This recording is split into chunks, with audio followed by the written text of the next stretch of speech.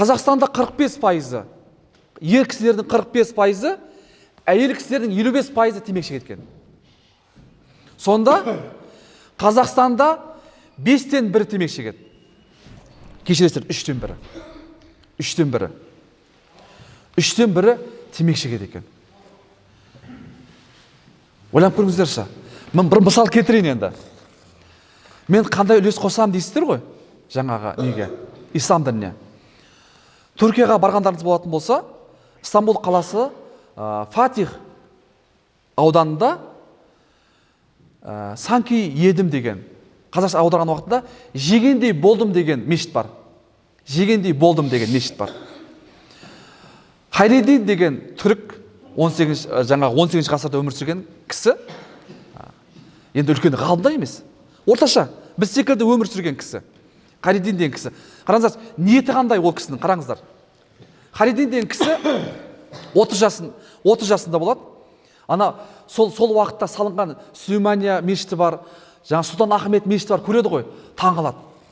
Қап, мен де осы секілді мешіт салғым келеді дейді, 30 жастағы жігіт. Бірақ ол кісі үнемі жаңағы өзі смит деген нәрсе бар. Сосын олар жаңағы жолда жейтін тамақтары бар.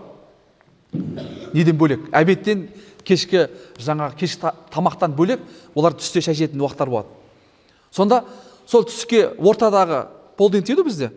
Сонда жейілетін тамақты яки жейтін нәрсені жемей, жегендей болдым дейді екен. Мәселен, самсаны көреді, самсаны. Самсаны көреді да, осы самсаны жегендей болдым, қанша теңге дейді? 100 теңге дейтін болса, 100 теңгені мынау сол қалтасына салады екен. Артқы қалтасына. Оны теспейді екен. Бір нәрсе жаңа су ішкісі болса, қанша теңге дейді? 50 теңге дейді. Суды ішкендей болдым дейді. Жегендей болдым деп сала береді екен. 20 жыл жинайды екен. Ішкендей болдым, жегендей болдым. Ішкендей болдым, жегендей болдым деп. 20 жылдан кейін қараса, жаңағы күніге жинай берді ғой, 100 теңге, 200 теңге, 300 теңге. Жаңағы 500 орындық мешіт салғатында ақша қаражат жинайды. Сөйтеді да, сонда 30 жаста болса 20 жыл, 50 жаста. 50 жасында сол жаңағы неге береді? Прорабқа береді. Сөйтіп 5 жылдың ішінде жаңағы 500 орындық мешіт салады. Әлі қазір бар. Түркияға барсаңыздар көресіздер. Санки едім, қазақша аударғанда жегендей болдым деген мешіт. Сонда жегендей болдым деп 20 жыл бойы қалтасына салды.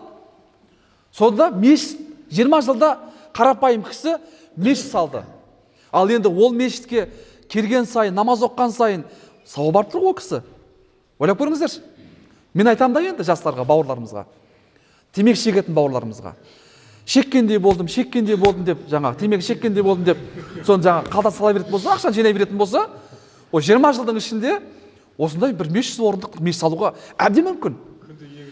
Ниетке байланысты. Иннамал а'малу бинният. Амалдар ниетке байланысты. Ықыласқа байланысты. Иә? Ішкендей болдым, шеккендей болдым деп жинай беретін болса, сол уақыттағы енді ойлап көрсін да.